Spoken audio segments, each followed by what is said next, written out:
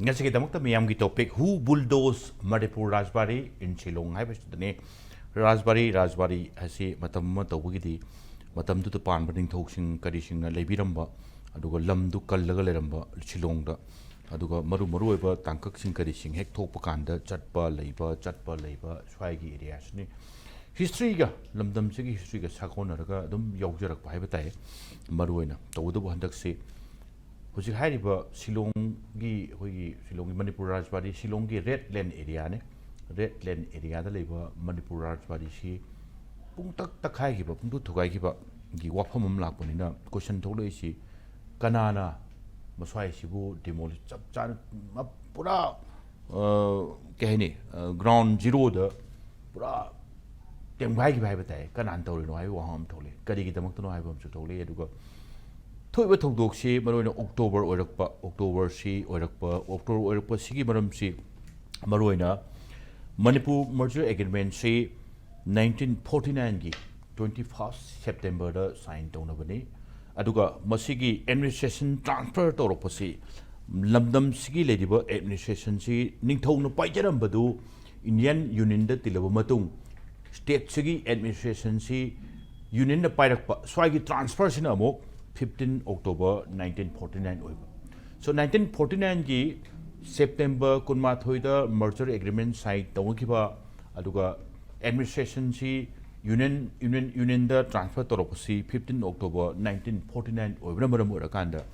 hariba 15 October si mayam sum merger body tawre namdra lokshan kiba namlo loba lokshan dringi mamangda Manipur da matamdu Manipur gidi tongan ba chap chaba mi constitution dajadana swaida lerabani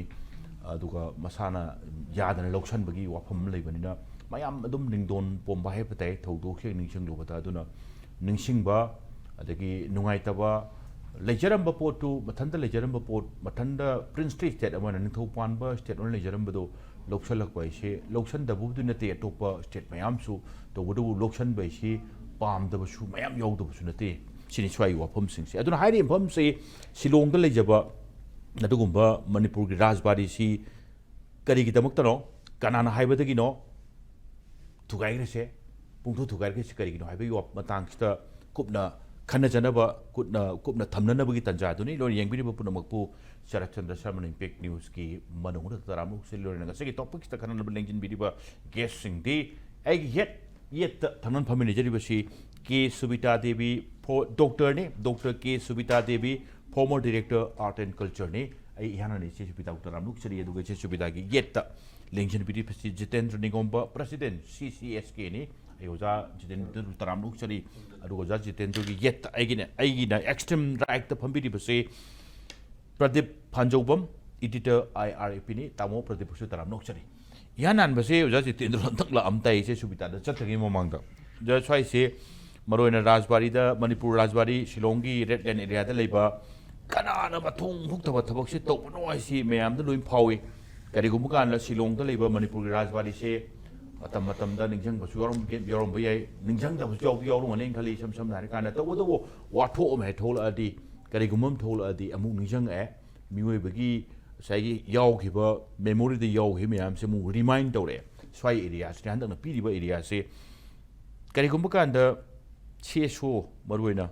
Maswai se wapam sing karising pongdok padi ngasigidi lady lere the Udu pongdok panamadam Grachankiva Karigumaka and pongdok Paganda timing se Hadakanda Kanagumum Lonaga Maswai se Tempai Karabra Kanagum Lona Swai se the Kutaktaga mi Kangandana Tamdana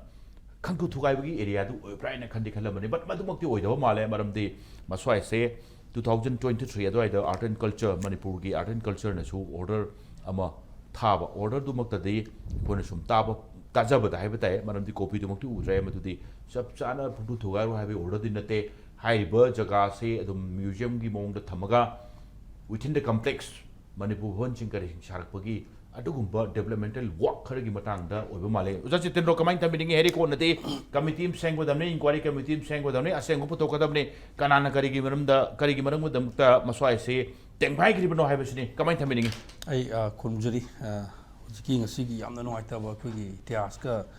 sagon duna le ba mafum mama थुगाइखिबदा अखोइदा फावबा नुआइतबा sentiment feeling दुने इना थमजुदुसी सेंगना अखोइ हौजिकसे आई सेंगना हारबदा अखोइसि चाप चान मिखा पोले भाई हाइबा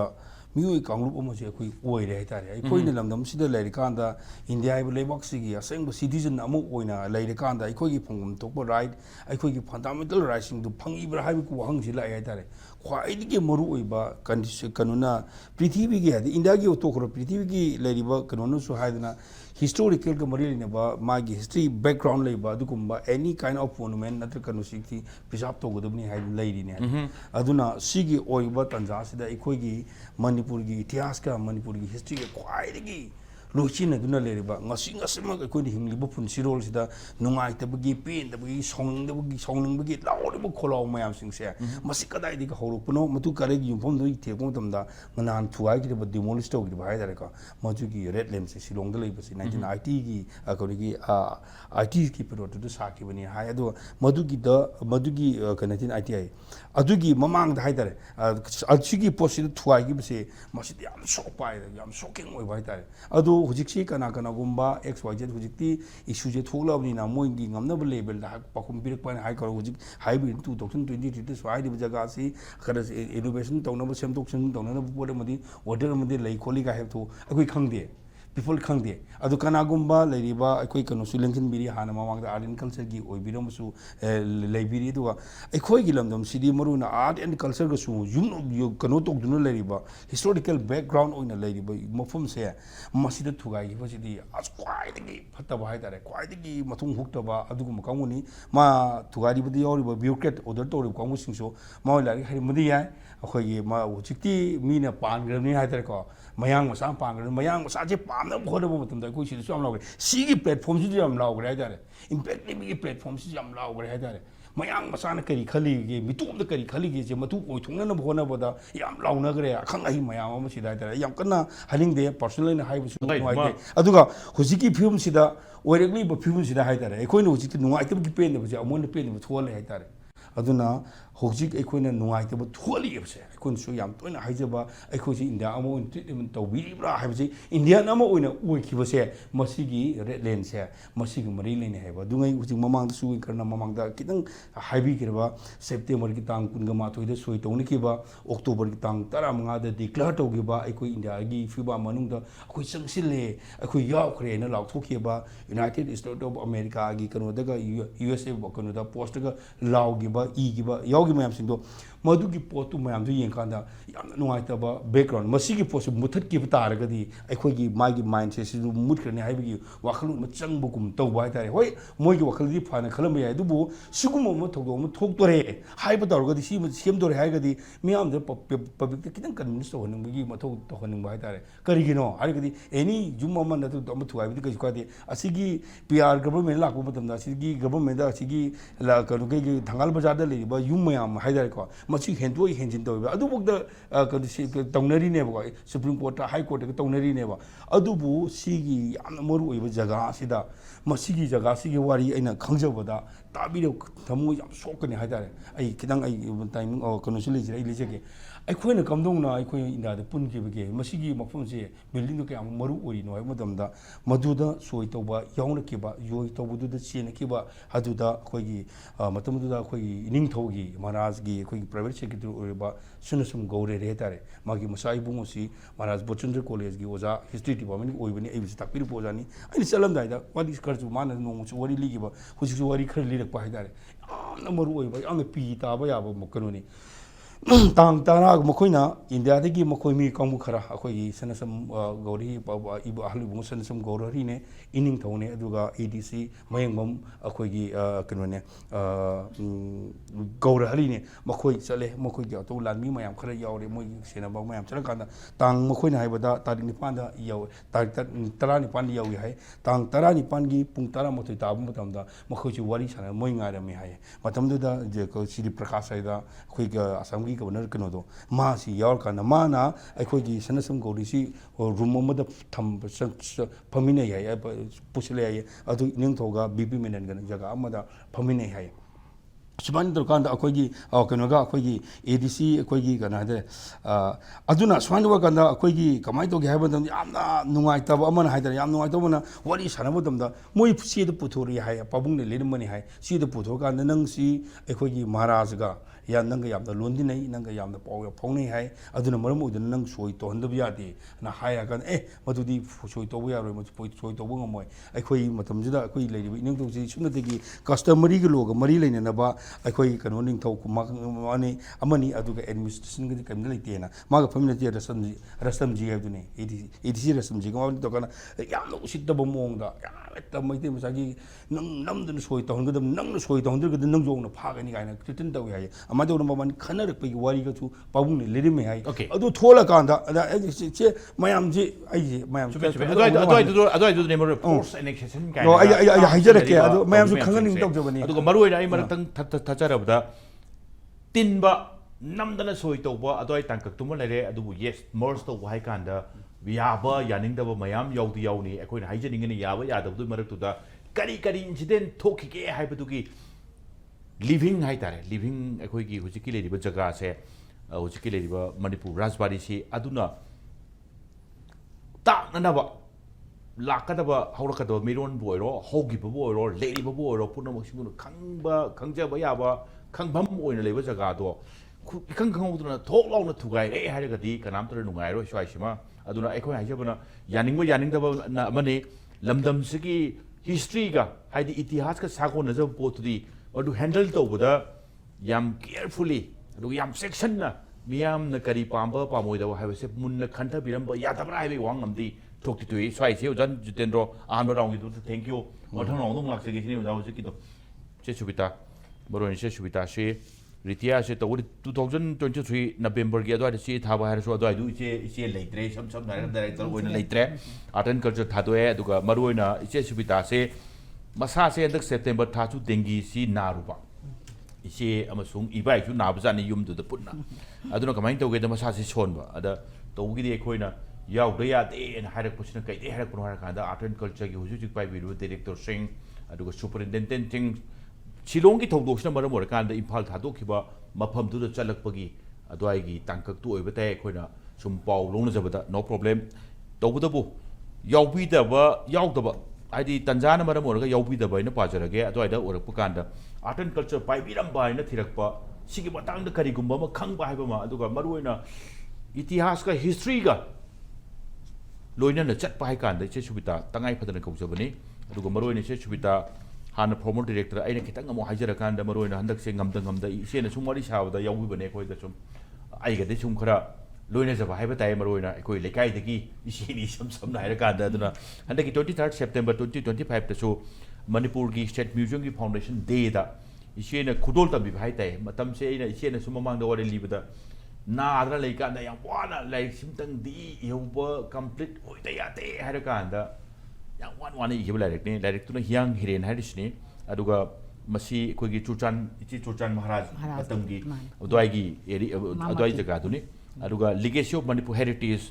written by doctor K Subita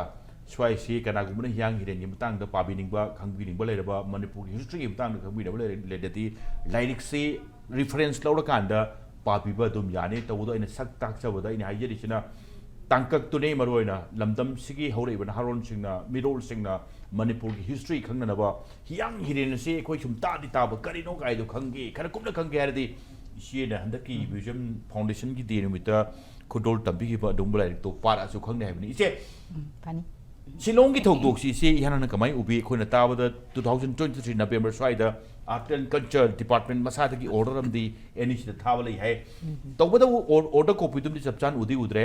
अदुगा demolish करिगे मतंगदी याउदे तौरइबा थौदोक्सिदी थागिबा ऑर्डर कॉपी दुगा पुंगन ओने हाइबे वफम तमे याना मसी थौदोक्सी करी रिमार्क्स पिबिनिंग इचे तसेंना अखोई मणिपुरी मचा मोइनको अखोई मैमदा फाउनरिसे ओनसु चपचान फाउई अखोई हिस्टोरी का मरी लेनबा कल्चर का मरी लेनबा पॉलिटिकल हिस्ट्री का मरी लेनबा सुगुंबा अखोई मेघालय की शिलोंग की राजबारी मणिपुर राजबारी सिदको अखोई मणिपुर महाराज ना लेरंबा अदु यान मरी लेनबा ngasai मर्जर एग्रीमेंट की मतंग को मसे सिदा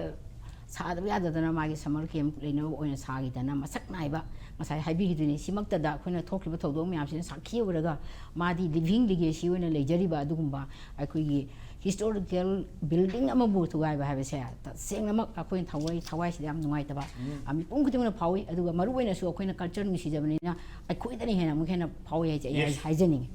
aduga ngasai habi jam chumi akoi na masi kanna mo hona bada ayak su hoji phauju su ana culture department gi tokcher ga su mayam nungsi bidana akoi gi committee da he yaw na akoi dum khana jai aduga masi archaeology gi superintendent gi mathau yam tai aruga mawon da akoi na wari saba matam da mana akoi da takpi gi besi masi akoi gi sahi se kuira abni na magi building structure sibudi khara kano tawre magi decompose to yam aso angang mayam yawre adu oiraga su masi kaihandana agwa historical kano mo oibani monument haitare ko asi mo oibani na masi koi nga na ba masi sida museum moina tauba aduga manaktana akoi gi guest house ma saba haibise makoina akoi gi 2022-23 da private number director akoi ibungo ki sorji na moina so proposal ma koi thagi haibise akoi khangi okay aduga masida natabada proposal thagi aduga masida natabada aina ma haijani na housing saigi kanoda sangai express akoi thengja matamda meghaloi gi honorable cm je akoi ke sangma masamang na mana haikre simoi amte yaudi na haise yam chungani maramdi aikoina masi thidong pegi yam na mayam no pami ba dumak aisu pamje maramdi aikoi gi sarkar ga makoi gi sarkar ga sahi chama gi lease ma akoi tongna ki tongnakre okay aduna masi aikoina aikoi gi ayaba yaudana moine thugai ba yade adu paisang sapi dena akoi sahi chama gi lease da akoi leigrabani adu masi akoi gi sole property ni sengna harbada adu akai gi poloma historical monument ma akoi na thugai gi hairgadi so many kare hata legal procedure ma ama lei masi dai sida akoi na khanghong da base masi samaya kharada lekuna chuma medi akoi leire ha base akoi dum khangi masi yam nungai ta ba mani aduga suguma site di kanbe yai masi matang da aina hajarabada akoi gi kangla da leiba bagestan kari govindaji mandir se collapse to bidana masi karmai to ga akoi to dege na hayo da akoi mo side na male akoi international council of akoi monuments and the sites ko adugi kanoda akoi mo saiba sige choba ko indian chapter ma leiba moina tor kan da conservation gi khoi unit tongan ba lei ko IRAP to lei ba khoi gi mirror painting ga kan grimne a national research laboratory for conservation cultural property lakhno ga tanara ga matum da ai curator wo jeri admaina mai gi pochi gi matungin ba organic and inorganic mogi structure gi matungina component gi matungina khoi tongan be hiram lei ba dana ai komos ka tor kan da khoi govindaji temple se patna kan gi ba adi seminar to gi adi masi mayam ge ayaba logi aduga tawbusu magi hani original form do check oraga su koina hana sagi surki mong saba magi demolish to ba khoi ge part khore mention gada do sugum le sing mayam to kan da even check pau do khoi masing tharaga ma kha da ki khoi lotho su e si check sina adune ma ai simple ga thara kan yam section to bi ba si kan tan hai de maram di khoi tobam thopani si niom ne admai to bi ai ba structure du prak kin da ba tamni na six steps se khoi am line local bi ai ba in case moina kari ma notification thokdana ta ma wei da kan me am song thor kan ba la thi badi khangau dana yu hara ba no grung long to gi se da khoi askumati ningba kai ningai we che hanba rong gi tong thank you so much maram di lady ba thodok thoi ba wathok hai tare hojik sai gi thugai ba bulldoze to area am la mina wathok ole thodok tagi som na kan da du kanam ta penetre nungai tre du yes process proceeding ha pa kan da aswai si kamane handle ta wada gi ha ba du chap chana khang da bra khang na usana da bra natraga lab leibani ke dok no da thalau khoi sa dok du khara saraga cha law na bil lok to ko lore kaina khan bu su yorum ba yai to do adwai du yam chap chana la le adwai area du ma du ga isen takpi bu se corner ke sangwana manipur da lakpa kan da masigi manipur rajbari silong da lebagi swai gi demolition matang se state ta thoidok po knowledge am ta lei ti hai se chungbani hai bi kai gi hai kan da 100 year gi lijam da manipur gi jaga on le jaramni na aswai da thau pa ta wai se lenga ki manipur lenga ki oiramni na hai bi ma ai je chumi goi se ati mana swai thugai bagi khang de hai thugai be order se megalai na government ga thoki ba kaisu leite masida thabak pai ka pana taga pai ka ta bai ti lenga ki ni hai bi manipur lenga ki yai koi se swai mani manipur lenga ki magi tamu Pradip ꯁꯨꯝ ꯈꯔ ꯅꯪꯅ ꯎꯈꯤꯕꯗ ꯌꯥꯝ ꯈꯔ ꯏꯀꯨꯏ ꯀꯨꯏꯗꯕ ꯍꯥꯏꯕ ꯇꯥꯏ recently ꯊꯣꯡ ꯅꯝꯕꯣꯟꯕꯤꯁꯤ ꯃꯇꯝ ꯑꯃ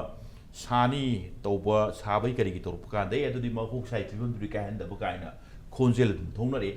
ꯅꯥꯇꯣꯟ ꯁꯨꯃꯥꯡ ꯈꯔ ꯅꯛꯅ ꯂꯩꯕꯅꯔ ꯀꯩꯅꯣ ꯑꯗꯨꯋꯥꯏꯗꯨꯃ shillonggi yam marudi oiba aduga living legacy chen thambibada term se aduga thoiba man si so haiba tai khara su mi gi amu khara na shauning hanba aduga hek thugai badu uru kanda wakhan si chat khalan nabagi karai drama living legacy se shamwai erase oksira ka haibagi adwai gi intent ama yaw kharbra haibagi photo ne leile film se di damo adwai du yaw do male tamo kamain thambini aduga art and culture tharamba thokiba pigiba order any sidal evil letter so I see sempat na pagi haira kanda complete demolition wa hon dipan dia yan and final koi ki opening remarks kamain thambini ta see the scene same detail told you we not restoration mo de hai han structure du jamana na mu restore we polla kari hai ke si koi chapchan mon ri khang ri ko bhavan nam sani he le lam do chau lam ne ta sena structure so as ki main cottage dum le re ada cottage me jam le chalet kana amasul adagi akhoi gi staff quarter oiramba hajilam adum caretaker gi mai moi leiba amai zo structure anims le aduna akhoina sigi yengba yabasi tasena details khanu kalo restoration ga kenula jehi kuishalabani aduga akhoi si akhoi paka structure ante aida akhoi gi RCC ga taw saba na aduna ninghai dore hedana amuk sendok sen tawrira ka he sab chawe amuk khanu ko akhoi gi same structure to sado ke hebo re koi kangla gate ke loi sado rena alai na koi songi so koi manipuri on su yam kana cultural heritage sum swai thola kan to one ga respect to to say hi ma'am heta sem respect to sab chan madu kai kumna ba khangbi ba haibu mati wale akoi sira su akoi sira kangla sam le me maya han pa phajade ne lok thoidina adu akoi thai gi architecture engineering skill da ma gi problem out really my other head handle to combining heritage heavy more thom in hai others to Thailand le but phajari he lok thui da khoi da akoi cultural heritage or gadi Thai heritage ran thamji akoi da akoi Thai solom su akan kalam su loina mo una ba an ha kan sa da mayam recognize to to ko to ta sen khoi na UNESCO gi heritage gi world heritage site on application to kan sa akoi na semduk po khodok bhi am yaw ro gadi e restoration ma sam sa to di wa mo he ada khoi kangla gi restoration to kan su khoi nali thakur he to ga same kind of hani film kai dana phalang ga ka tikru original matik ma thamaga adigi ko ni hai so semaga same da si thain le si ne u no thambi ba ya he khang no me poni na amai to restoration ni posi amayam na su da tangai phadu yore ye ma ji on ni hai ba ko ba lisala kan se to ri na ni hai ko sum jarak ba sem dok posi restoration posi to tar ga su hoi ma'am akhang he ma'am su ro ga lebak si gi lebak se thoya u ba kamu ma'am su nei na ra ga si le me ro khang ja ba kamu su hai dar ne as kamai le mi si kamai to si ge ta na ra ga samuk sen dok ya ba si tu e si do ka ke ro ni su kui ma'am khang dir na aduga si gi history se khoi ta se na sungi i de ba mu te MK bin ro ni hoi le ga se masu koi yonjo thor ne ka ba red lens koi ga se da mi mami ga di palor koi gi ningtho family gi descendant amana yon thor ne nei di yon thor yon thor ka sa koi caretaker se to bi re amno ha gi caretaker koi gi koi suwasini amoi si ga na chucha maharaj na poramanda ha na kamai to ge MK bin no se na gano tamakan se da ai ni khangi se ka no MK bin no I ba article se ngonda translate to we to dai pham to ho si si o me yor me bi ga sa ba ada poramanda si gano kamai to MK bin no si Shillong la item chale Shillong sima matam gi di Assam capital ni ba Assam gi provincial capital ana loina ma school of ko le bi na aduga mafam hungi mayam si adom da le capital in zani na to kan se da MK bin no si la item kan se da mai local garden no ma na porok ne khoi gi kana sa moi uncle moi gi makhora singa ma poramanda na ba la kan se da adle hele adjacent building of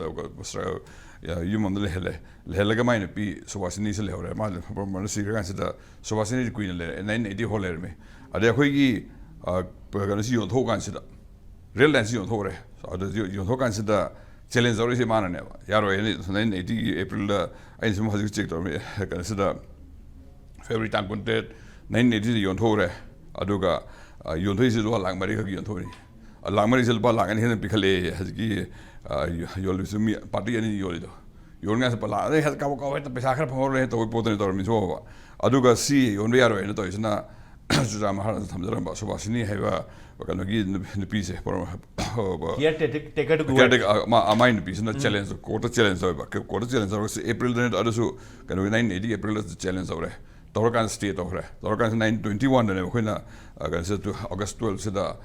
cases ꯆꯠꯈ꯭ꯔꯀꯥꯟꯗ ꯀꯦꯁꯁꯤ ꯁꯣꯝꯗ ꯀꯩꯅꯣꯁꯤ ꯂꯩꯕꯁꯤ ꯌꯥꯍꯟꯗ꯭ꯔꯦ ꯌꯥꯗ꯭ꯔꯀꯥꯟꯗ ꯃꯅꯤꯄꯨꯔ ꯒꯣꯔꯃꯦꯟꯗ ꯌꯣꯟꯊꯣꯔꯛꯑꯦꯕ ꯌꯣꯟꯊꯣꯔꯛꯏꯁꯤꯅ ꯂꯨꯄꯥ ꯂꯥꯛ ꯀꯩꯅꯣꯒ 91,04,478 ꯁꯤꯒꯤ ꯑꯦꯃꯥꯎꯟꯁꯤꯗ ꯄ꯭ꯔꯣꯄꯔꯇꯤꯁꯤ ꯃꯅꯤꯄꯨꯔ ꯒꯣꯔꯃꯦꯟꯒꯤ ꯑꯣꯏꯔꯣꯅ ꯌꯣꯟꯊꯣꯔꯛꯑꯦꯕ ꯍꯧꯖꯤꯛꯀꯤ ꯀꯥꯡꯕꯨꯗ ꯌꯣꯟꯊꯣꯛꯑꯔꯕꯅꯤꯅ ꯀꯥꯡꯕꯨ ꯃꯣꯏ ꯂꯩꯕ ꯌꯥꯔꯣꯏꯅ ꯃꯣꯏꯗ ꯑꯃꯨꯛ ꯌꯣꯟꯊꯣꯛꯅꯕ ꯃꯑꯣꯡꯅꯤ ꯇꯧꯔꯤꯁꯤ ꯐꯥꯎꯕ ꯑꯗꯣ ꯃꯅꯤꯄꯨꯔ ꯒꯣꯔꯃꯦꯟ ꯑꯃꯨꯛ ꯂꯩꯁꯜꯂꯀꯥꯟꯁꯤꯗ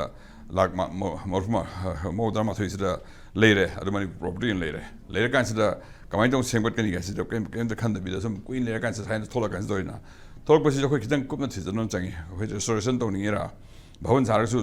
ꯃꯈꯥꯗꯁꯨ ꯂꯝꯄꯥꯛ ꯃꯆꯥ ꯑꯃꯁꯨ ꯂꯩꯀꯣ ꯈꯤꯇꯪ ꯀꯨꯝꯊꯔꯒ ꯑꯗꯨꯒ ꯅꯥꯀꯟꯗ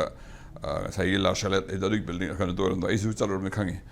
ꯂꯥ ꯁꯦꯂꯦꯠ ꯍꯥꯏꯁꯦ ꯑꯗꯨꯒꯤ ꯀꯣꯇꯦꯖ ꯃꯆꯥ ꯑꯃ ꯂꯩꯔ ꯑꯣꯏꯔꯝꯗꯧ ꯃꯥꯜꯂꯦ ꯍꯧꯖꯤꯛ ꯂꯩꯔꯤꯕ꯭ꯔꯥ ꯈꯪꯗꯦ ꯑꯗꯨꯒ ꯁꯥꯒꯤ ꯍꯥꯏꯔꯒꯗꯤ ꯃꯐꯝꯗꯨ ꯍꯧꯖꯤꯛꯀꯤ ꯍꯥꯟꯅꯒꯤ ꯑꯣꯔꯤꯖꯤꯅꯦꯜ ꯁ꯭ꯇ꯭ꯔꯛꯆꯔꯗ ꯁꯦꯝꯕꯗ ꯂꯦꯡꯗꯕꯤ ꯊꯝꯃꯒ ꯁꯥꯐꯝ ꯌꯥꯝ ꯂꯩꯌꯦꯕ ꯃꯐꯝꯁꯦ ꯚꯋꯟ ꯁꯥꯒꯤ ꯍꯥꯏꯔꯒꯁꯨꯕ ꯑꯗꯨꯃꯥꯏꯅ ꯁꯥꯐꯝ ꯊꯣꯛꯄꯅꯦ ꯑꯗꯨꯕꯨ ꯑꯩꯈꯣꯏꯒꯤꯁꯤꯗ ꯑꯩꯈꯣꯏꯒꯤ ꯍꯦꯔꯤꯇꯦꯖꯁꯤ ꯌꯥꯝ ꯀꯟꯅ ꯊꯋꯥꯏ ꯌꯥꯎꯗꯕ ꯁꯨꯃꯥꯏꯅ ꯀꯟꯇ꯭ꯔꯣꯚꯔꯁꯤ ꯊꯣꯛꯂꯛꯀꯥꯟꯗ ꯃꯌꯥꯝꯁꯦ ꯇꯣꯡꯊꯣꯛꯅ ꯇꯧꯕ ꯋꯥꯅꯤ ꯑꯇꯩ ꯃꯇꯝꯗ ꯌꯦꯡꯁꯤꯟꯕꯁꯨ ꯆꯠꯂꯝꯃꯣꯏ ꯎꯗꯕꯁꯨ ꯊꯋꯥꯏ ꯌꯥꯎꯔꯝꯒꯅꯤ ꯑꯩꯈꯣꯏ ꯃꯔꯤ ꯌꯦꯠꯅꯀꯥꯟꯁꯤꯗꯁꯨꯕ ꯁꯨꯡꯎ ꯎꯗ꯭ꯔꯤꯕꯁꯨ ꯑꯗꯨꯝ ꯌꯥꯎꯔꯝꯒꯅꯤ ꯑꯗꯨꯒ ꯊꯣꯛꯂꯛꯀꯥꯟꯁꯤꯗ ꯑꯩꯈꯣꯏ ꯉꯁꯥꯏ ꯍꯥꯏꯖꯔꯤꯕ ꯑꯩꯈꯣꯏꯒꯤ ꯍꯦꯔꯤꯇꯦꯖ ꯑꯩꯈꯣꯏꯅ ꯍꯟꯖꯟ ꯑꯥꯔꯇꯤꯀꯜ ꯑꯦꯝ ꯀꯦ ꯕꯤꯅꯣꯗꯤꯁꯨ ꯌꯥꯝꯅ ꯑꯩꯉꯣꯟꯗ ꯍꯦꯛꯇ ꯀꯧꯔꯛꯀꯅꯤ ꯇꯧꯔꯀꯥꯟꯁꯤꯗ ꯄ꯭ꯔꯗꯤꯞ ꯁꯤ ꯇꯧꯕ ꯃꯥꯏ ꯃꯩꯇꯩꯔꯣꯟꯗ ꯏꯊꯣꯛꯑꯒ ꯑꯩꯉꯣꯟꯗ ꯇ꯭ꯔꯥꯟꯁꯂꯦꯠ ꯇꯧꯕꯤꯌꯣꯅ ꯑꯩꯈꯣꯏ ꯊꯪꯒꯥꯜ ꯇꯦꯝꯄꯜꯁꯤꯁꯨ ꯔꯦꯅꯣꯚꯦꯁꯟ ꯇꯧꯔꯀꯥꯟꯁꯤꯗ ꯄ꯭ꯂꯥꯁꯇꯔꯒ ꯇꯩꯗꯅ ꯍꯟꯇ꯭ꯔꯤꯛ ꯍꯟꯕ ꯕꯤꯜꯗꯤꯡ ꯃꯥꯜꯍꯟꯕꯗꯣ ꯑꯗꯩ ꯀꯩꯅꯣ ꯁꯤꯗꯤ ꯍꯥꯟꯅꯒꯤ ꯁ꯭ꯇ꯭ꯔꯛꯆꯔ ꯊꯝꯕ ꯐꯔꯣꯏꯗ꯭ꯔꯥ ꯍꯥꯏꯅ ꯑꯗꯨꯃꯥꯏꯅ ꯏꯕ ꯑꯥꯔꯇꯤꯀꯜ ꯑꯃꯁꯨ ꯂꯩꯈꯤꯕꯅꯤ ꯑꯩꯅ ꯍꯧꯖꯤꯛ ꯊꯤꯖꯣꯔꯗꯨꯅ ꯌꯦꯡꯉꯅꯤ ꯁꯤ ꯃꯇꯥꯡꯁꯤꯗ ꯔꯦꯗ ꯂꯥꯏꯟ ꯌꯣꯟꯀꯥꯟꯗꯁꯨ ꯏꯈꯤꯕ ꯑꯗ ꯔꯦꯗ ꯂꯥꯏꯟꯁꯤ ꯀꯃꯥꯏꯅ ꯇꯧꯒꯦꯗ ꯑꯩꯈꯣꯏꯒꯤ ꯁꯝ ꯌꯦꯡꯁꯦ ꯑꯩꯈꯣꯏꯁꯦ ꯀꯌꯥꯝ ꯑꯣꯏꯔꯣꯏꯒꯦꯁꯦ ꯑꯦꯝ ꯀꯦ ꯕꯤꯅꯣꯗꯤ ꯑꯥꯔꯇꯤꯀꯜ ꯊꯦꯡꯅꯕꯅꯤꯀꯣ ꯃꯥꯅ ꯑꯩꯈꯣꯏꯅ ꯍꯥꯏ ꯀꯥꯟꯁꯤꯗ ꯆꯨꯔꯆꯥꯟꯄꯨꯔ ꯍꯥꯏꯔꯁꯨ ꯑꯁꯣꯝꯗ ꯑꯁꯥꯝꯒꯤ ꯀꯦꯄꯤꯇꯦꯜ ꯂꯣꯏꯅ ꯂꯩꯔꯦ ꯕ꯭ꯔꯤꯇꯤꯁꯀꯤ ꯀꯩꯅꯣꯁꯤ ꯍꯦꯗ ꯀ꯭ꯋꯥꯔꯇꯔꯁꯤ ꯂꯩꯔꯕꯅꯤꯅ ꯑꯁꯣꯝꯗ ꯄ꯭ꯔꯣꯄꯔꯇꯤ ꯂꯩꯕ ꯍꯥꯏꯁꯤ ꯃꯁꯥꯅ ꯄꯥꯝ ꯇꯥꯕꯅꯤ ꯉꯥꯏꯗꯅ ꯀꯝꯃꯨꯅꯤꯀꯦꯠ ꯇꯧꯅꯕꯅꯤꯅ ꯑꯍꯥꯟꯕ ꯃꯅꯤꯄꯨꯔꯒꯤ ꯑꯣꯏꯅ ꯆꯨꯔꯆꯥꯟ ꯃꯍꯥꯔꯥꯖꯅ ꯂꯩꯕ ꯂꯝꯁꯦ ꯄ꯭ꯔꯣꯄꯔꯇꯤꯁꯦ ꯌꯨꯝ ꯃꯆꯥ ꯑꯃꯈꯛ ꯀꯣꯇꯦꯖ ꯃꯆꯥ ꯑꯃꯈꯛ ꯁꯤꯂꯣꯡ ꯄꯤꯛꯇ ꯔꯣꯁ ꯀꯣꯇꯦꯖ ꯍꯩꯌꯦ ꯔꯣꯁ ꯀꯣꯇꯦꯖ ꯑꯃ ꯂꯩ ꯑꯗꯣ ꯑꯦꯝ ꯀꯦ ꯕꯤꯅꯣꯗꯤ ꯏꯕꯗꯨꯗ ꯑꯩꯁꯨ ꯀꯕꯛ ꯅꯤꯡꯁꯤꯡꯉꯣꯏ ꯑꯉꯥꯡ ꯑꯣꯏꯔꯤꯉꯩꯗ ꯌꯥꯝ ꯀꯟꯅ ꯅꯤꯡꯁꯤꯡꯗ꯭ꯔꯦ ꯍꯥꯏ ꯑꯗꯨꯒ ꯈꯔ ꯂꯩꯔꯀꯥꯟꯁꯤꯗ ꯑꯃꯨꯛ ꯑꯩꯈꯣꯏꯒꯤ ꯋꯥꯔꯗ ꯂꯦꯛ ꯂꯩꯕꯗꯣ ꯋꯥꯔꯗ ꯂꯦꯛ ꯃꯅꯥꯛꯁꯤꯗꯁꯨ ꯄ꯭ꯔꯣꯄꯔꯇꯤ ꯑꯃ ꯑꯗꯨꯁꯤꯅ ꯏꯪꯂꯤꯁ ꯕꯥꯏ ꯍꯥꯏꯅ ꯄ꯭ꯔꯣꯄꯔꯇꯤ ꯑꯆꯧꯕ ꯑꯣꯏꯔ ꯃꯥꯜꯂꯦ ꯑꯁꯤꯁꯦ ꯑꯗꯨꯃꯗꯤ ꯌꯥꯝ ꯅꯨꯡꯉꯥꯏ ꯃꯥꯁꯦ ꯌꯥꯝ ꯃꯨꯟꯅ ꯈꯪꯍꯧꯏ ꯆꯨꯔꯆꯥꯟ ꯃꯍꯥꯔꯥꯖꯅ ꯆꯠꯀꯥꯟꯁꯨ ꯑꯗ ꯌꯥꯝ ꯂꯩꯔꯒ ꯑꯩꯈꯣꯏꯒꯤ ꯁꯣꯝꯗꯒꯤꯁꯨ ꯄꯣꯂꯣ ꯄ꯭ꯂꯦꯌꯔꯒ ꯄꯨꯔ ꯆꯠꯄꯁꯤ ꯄꯨꯂꯞ ꯂꯩꯔꯒ ꯃꯣꯏ ꯕ꯭ꯔꯤꯇꯤꯁ ꯁꯥꯟꯅꯅ ꯇꯧꯕꯁꯤ ꯍꯧꯖꯤꯛꯀꯤ ꯂꯩꯔꯝꯕ ꯑꯗꯣ ꯕ꯭ꯔꯤꯇꯤꯁꯅ ꯀꯃꯥꯏꯅ ꯇꯧꯒꯦꯗ ꯃꯣꯏꯒꯤ ꯁꯦꯀ꯭ꯔꯦꯇꯔꯤꯌꯦꯠ ꯁꯥꯀꯥꯟꯁꯤꯗ ꯑꯦꯗꯃꯤꯅꯤꯁꯇ꯭ꯔꯦꯇꯤቭ ꯕ꯭ꯂꯣꯛ ꯁꯥꯀꯥꯟꯁꯤꯗ ꯑꯗꯨ ꯃꯐꯝ ꯌꯥꯝ ꯆꯥꯕ ꯍꯥꯏꯇꯥꯔꯦ ꯍꯧꯖꯤꯛꯁꯨ ꯃꯦꯘꯥꯂꯌꯒꯤ ꯑꯦꯁꯦꯝꯕ꯭ꯂꯤ ꯀꯩꯅꯣ ꯑꯣꯏꯔꯤ ꯁꯦꯀ꯭ꯔꯦꯇꯔꯤꯌꯦꯠ ꯑꯣꯏꯔꯤ ꯍꯥꯏ ꯍꯧꯖꯤꯛ ꯕꯤꯜꯗꯤꯡ ꯍꯥꯟꯅꯒꯤ ꯃꯅꯤꯄꯨꯔ ꯄ꯭ꯔꯣꯄꯔꯇꯤꯁꯦ ꯑꯗꯣ ꯕ꯭ꯔꯤꯇꯤꯁꯅ ꯋꯥꯅꯣꯝꯃꯒ ꯀꯩꯅꯣ ꯑꯣꯟꯊꯣꯛꯀꯦ ꯑꯩꯈꯣꯏ ꯂꯝ ꯑꯇꯣꯞꯄ ꯑꯃ ꯄꯤꯒꯦ ꯁꯤꯃꯗꯤ ꯑꯩꯈꯣꯏ ꯂꯧꯔꯒꯦꯅ ꯂꯥꯁꯇꯕꯨꯗꯤ ꯆꯨꯔꯆꯥꯟ ꯃꯍꯥꯔꯥꯖꯁꯨ ꯌꯥꯗꯅ ꯄꯤꯊꯣꯛꯑꯀꯥꯟꯁꯤꯗ ꯔꯦꯗ ꯂꯥꯏꯟꯁꯦ ꯑꯗꯨꯒꯤ ꯃꯍꯨꯠ ꯑꯣꯏꯅ ꯄꯤꯔꯛꯄꯅꯦ ꯍꯥꯏꯕ ꯂꯩꯇꯨꯝ ꯈꯔꯗ ꯑꯗꯨ ꯁꯤ ꯄꯣꯠꯁꯤꯅ ꯍꯧꯖꯤꯛ ꯂꯩꯁꯦ ꯑꯗꯨꯒ ꯑꯩꯈꯣꯏꯅ ꯌꯥꯝ ꯀꯟꯅꯁꯨ ꯀꯩꯅꯣ ꯇꯧꯕꯁꯤ ꯕꯦꯛꯒ꯭ꯔꯥꯎꯟꯁꯨ ꯍꯥꯏꯁꯦ ꯑꯩꯈꯣꯏ ꯃ꯭ꯌꯨꯖꯤꯌꯝ ꯆꯠꯄꯒꯤ ꯍꯦꯕꯤꯠ ꯑꯩꯈꯣꯏ ꯃꯅꯤꯄꯨꯔꯒꯤꯁꯨ ꯂꯩ ꯃ꯭ꯌꯨꯖꯤꯌꯝ ꯂꯩꯗꯅ ꯃꯤ ꯀꯌꯥꯝ ꯆꯠꯂꯦ ꯏꯝꯐꯥꯜ ꯃꯛꯇ ꯂꯩꯕꯗ ꯀꯌꯥꯝ ꯑꯁꯤ ꯆꯠꯂꯒ ꯌꯦꯡꯉꯨꯔꯦ ꯃꯅꯨꯡꯒꯤ ꯀꯩ ꯂꯩ ꯗꯤꯁꯄ꯭ꯂꯦ ꯇꯧꯔꯤꯒ ꯁꯤ ꯄꯥꯛ ꯃꯤ ꯑꯇꯩ ꯂꯝꯗꯩ ꯂꯥꯛꯄꯗ ꯌꯦꯡꯅꯤꯡꯅꯦꯕ ꯀꯔꯤ ꯃ꯭ꯌꯨꯖꯤꯌꯝ ꯂꯩ ꯑꯗꯨ ꯌꯦꯡꯅꯤꯡꯉꯤꯅꯦ ꯑꯩꯈꯣꯏꯗꯤ ꯑꯗꯨ ꯌꯥꯎꯗꯦꯕ ꯂꯝ ꯀꯣꯏ ꯀꯥꯟꯗꯁꯨ ꯑꯩꯈꯣꯏ ꯀꯩꯊꯦꯜꯗ ꯑꯗꯨ ꯃꯤꯒꯤ ꯃꯐꯝꯗꯁꯨ ꯍꯦꯔꯤꯇꯦꯖ ꯌꯥꯝ ꯑꯩ ꯀꯩꯅꯣ ꯑꯣꯏꯅꯀꯣ ꯑꯩꯈꯣꯏꯒꯤ ꯀꯝꯃꯨꯅꯤꯇꯤ ꯑꯣꯏꯅ ꯍꯦꯔꯤꯇꯦꯖꯀ ꯌꯥꯝ ꯀꯟꯅ ꯊꯋꯥꯏ ꯌꯥꯎꯕ ꯃꯤꯗꯤ ꯑꯣꯏꯗꯦꯕ ꯑꯩꯈꯣꯏꯁꯦ ꯑꯗꯨꯒꯤ ꯄꯣꯠ ꯑꯃ ꯂꯩ ꯑꯗꯨ ꯁꯤ ꯑꯍꯥꯟꯕ ꯊꯝꯖꯒꯦ ꯀꯣꯟꯅ ꯄꯣꯂꯤꯇꯤꯀꯦꯜ ꯑꯣꯏꯕ ꯄꯣꯠ ꯃꯌꯥꯝꯁꯨ ꯀꯣꯟꯅ ꯄꯨꯁꯜꯂꯒꯁꯨ ꯑꯍꯥꯟꯕ ꯁꯤꯒꯤ ꯍꯤꯁꯇꯣꯔꯤꯀꯦꯜ ꯕꯦꯛꯒ꯭ꯔꯥꯎꯟꯁꯤꯗ ꯃꯅꯤꯄꯨꯔꯤ ꯄ꯭ꯔꯣꯄꯔꯇꯤꯁꯤ ꯍꯧꯖꯤꯛ ꯔꯣꯁ ꯀꯣꯇꯦꯖ ꯂꯩꯔꯝꯕꯗꯨ ꯀꯗꯥꯏ ꯆꯠꯈ꯭ꯔꯦ ꯍꯪꯀꯥꯟꯁꯤ ꯀꯅꯥꯝ ꯈꯪꯉꯣꯏꯕ ꯑꯩꯈꯣꯏꯁꯨ ꯑꯝꯇ ꯈꯪꯗꯦꯅ ꯑꯩꯈꯣꯏ ꯌꯥꯝ ꯀꯟꯅ ꯊꯋꯥꯏ ꯌꯥꯎꯕ ꯅꯠꯇꯦꯕ ꯑꯗꯣ ꯉꯁꯥꯏ ꯍꯥꯏꯔꯤꯕ ꯑꯦꯝ ꯀꯦ ꯏꯔꯝꯕꯗ ꯌꯥꯎꯔꯝꯕ ꯍꯧꯖꯤꯛꯀꯤ ꯑꯩꯈꯣꯏꯒꯤ ꯏꯪꯂꯤꯁ ꯕꯥꯏ ꯍꯥꯏꯅ ꯑꯃꯁꯨ ꯄ꯭ꯔꯣꯄꯔꯇꯤ ꯑꯃ ꯂꯩꯔꯝꯃꯤꯁꯦ ꯁꯤ ꯍꯧꯖꯤꯛ ꯀꯩ ꯇꯧꯅꯔꯤ ꯀꯥꯏꯁꯦ ꯑꯩꯈꯣꯏ ꯀꯩꯁꯨ ꯊꯤꯖꯤꯟꯕꯁꯤ ꯄꯥꯛ ꯌꯥꯝꯅ ꯊꯥꯖꯗꯦ ꯈꯟꯕꯗ